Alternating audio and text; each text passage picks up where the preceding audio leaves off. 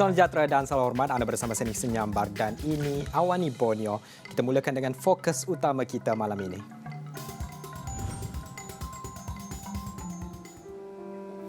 Ibu tidak dapat tahan sebab di lokasi pencarian Eric. Malaysia pertahan pendirian tidak iktiraf tuntutan Sulu ke atas Sabah. Dan Jokowi ketuai upacara ritual Kendi Nusantara.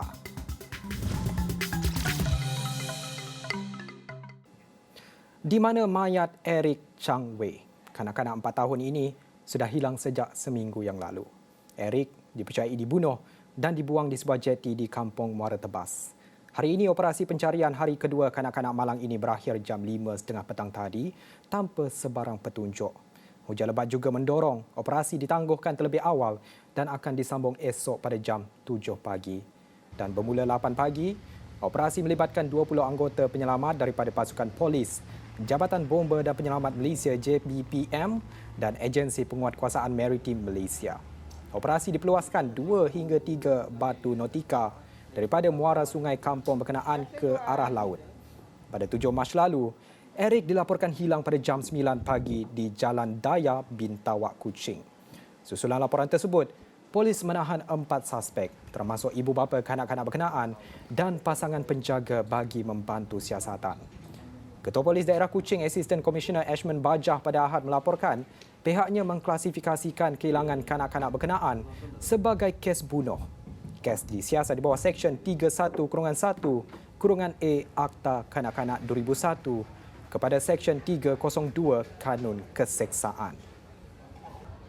Okey.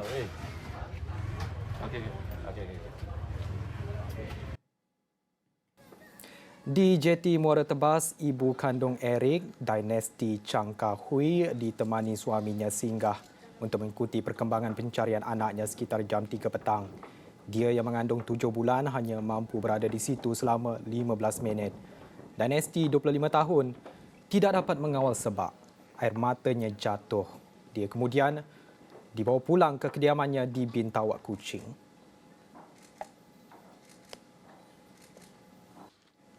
Ketua Menteri Sabah Datuk Seri Haji G. Noor menzahirkan ucapan takziah kepada keluarga Toh Puan Rahimah Stephens di atas pemergian Allahyarham pada awal pagi ini. Haji G. turut berharap agar seluruh ahli keluarga Allahyarham tabah menghadapi ujian itu. Haji G pada masa yang sama mengajak orang ramai memanjatkan doa agar roh Allahyarham dicucuri rahmat dan ditempatkan dalam kalangan orang-orang yang beriman. Haji G yang meluangkan masa menziarahi jenazah Allahyarham pada masa sama mengajak orang ramai memanjatkan doa agar roh Allahyarham dicucuri rahmat dan ditempatkan dalam kalangan orang yang beriman. Rahimah dilaporkan meninggal dunia pada usia 91 tahun akibat serangan jantung ketika menunggu rawatan di sebuah hospital swasta di Kota Kinabalu selepas dikatakan terjatuh hujung minggu lalu. Dilahirkan pada 22 Oktober 1930 di Beaufort, Rahimah pernah menjadi seorang ahli Dewan Undangan Negeri Adun kawasan Kiulu Tuaran. Pada 1961, beliau menjadi Ketua Wanita Parti ANCO kemudian ditukar nama kepada APCO yang ditubuhkan oleh suaminya. Rahimah kemudian menjadi Ketua Wanita Parti Berjaya dan Wakil Rakyat Kiulu setelah menang dalam pilihan raya kecil Sabah.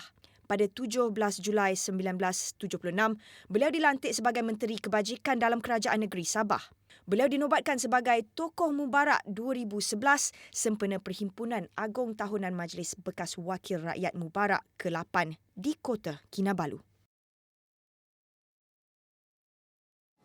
Final Award berhubung isu tuntutan waris Sultan Sulu yang dikeluarkan dalam prosiding timbang tara di Mahkamah Arbitrary Paris, Perancis tidak akan menjejaskan kedudukan Sabah sebagai sebuah negeri dalam Persekutuan Malaysia.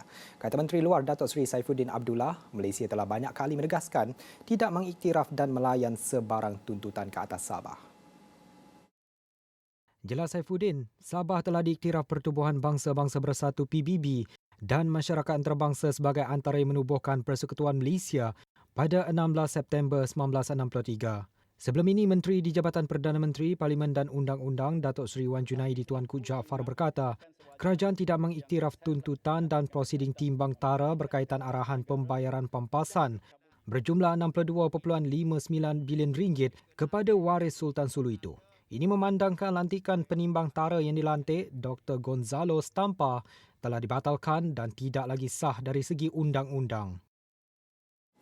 3 rang undang-undang RUU akan dibentangkan dalam penggal ketiga sidang Dewan Undangan Negeri DUN yang ke-16 yang berlangsung pada minggu hadapan. Speaker DUN Sabah, Datuk Kazim M. Yahya berkata, antara RUU yang akan dibincangkan adalah membabitkan sisa pepejal.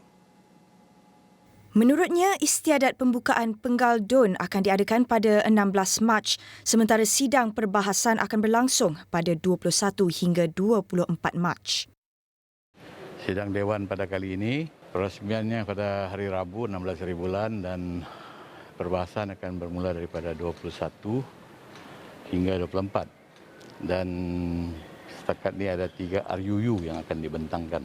RUU mengenai sisa pepejal dan satu itu Kementerian Kerajaan Tempatan juga, tapi itu consequential punya pindaan lah. Sebab kalau sisa pepejal itu kesehatan itu kena pindah juga.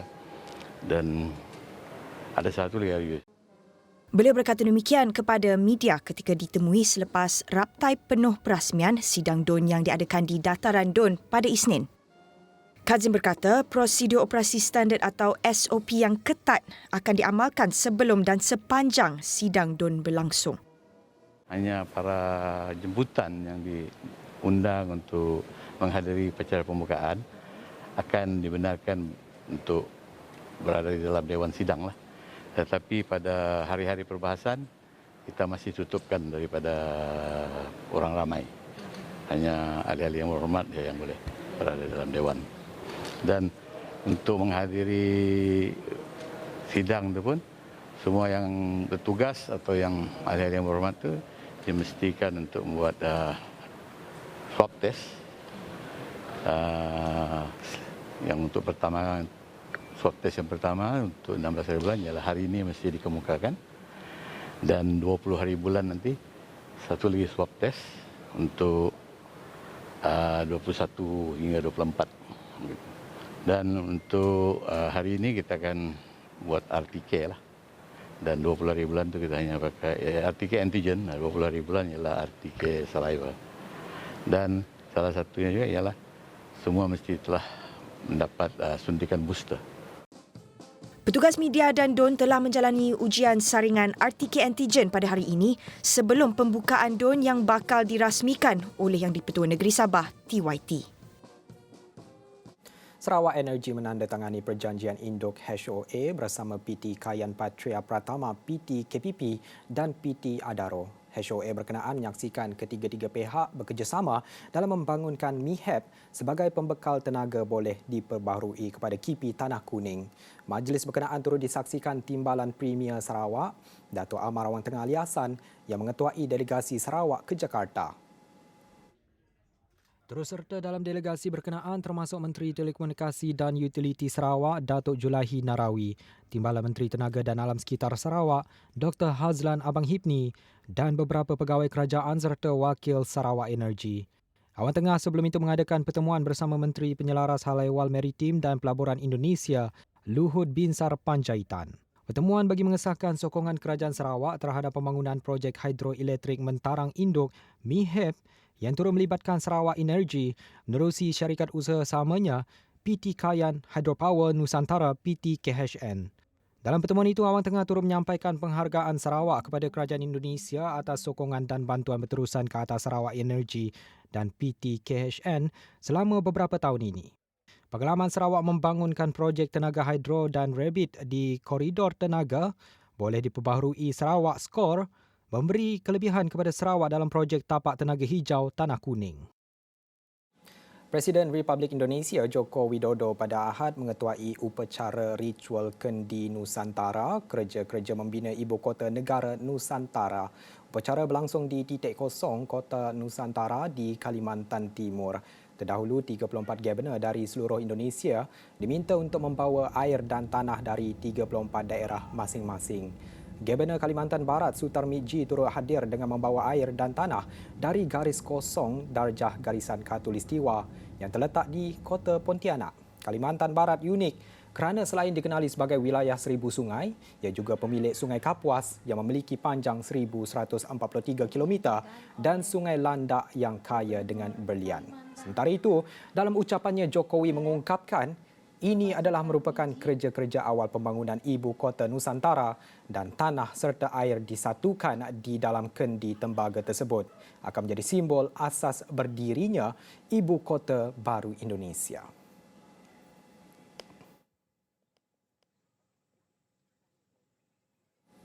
31 penggiat industri dari Sarawak dan 13 penggiat industri pelancongan Langkawi bertemu dalam sesi Business to Business atau B2B di Kuching.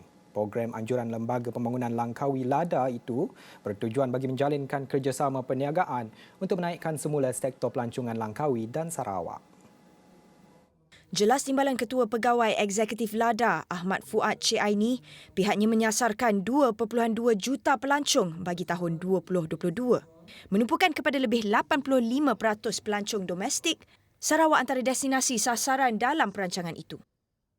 Untuk peringkat domestik, kita menggalakkan aktiviti yang berasaskan kemasukan pelancong daripada negeri-negeri di Semenanjung di mana penerbangan langsung daripada Ipoh, Johor Bahru dan yang terkini daripada Sarawak merupakan faktor penyumbang utama dalam memastikan industri pelancongan Langkawi terus berkembang dan sustain serta survive dalam selepas pandemik ini.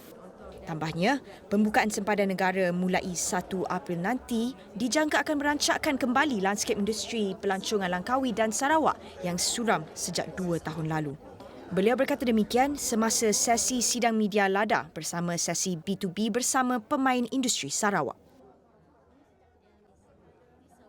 Pusat Kecemerlangan Sarawak Sentex akan membantu mengembangkan potensi tenaga kerja di Sarawak. Menteri Pendidikan Inovasi dan Pembangunan Bakat Sarawak, Dato' Roland Sagahwiin berkata ia selari dengan matlamat kementeriannya untuk meluaskan pasaran tenaga kerja Sarawak sehingga ke luar negara. So this will involve a lot of new things besides normal education system and the research. Now is including research and also development of technology, and it has a lot to do with development of technical education. And at the same time, that of course, we hope that it will create more talents in every field for the betterment of mankind. Jelasnya, pendedahan teknologi dalam pekerjaan pada masa kini sangat penting. Justru kerjasama antara kementeriannya dengan pelbagai institusi pelajaran akan dipergiat untuk memastikan keluaran tenaga kerja berkemahiran dan berinovasi.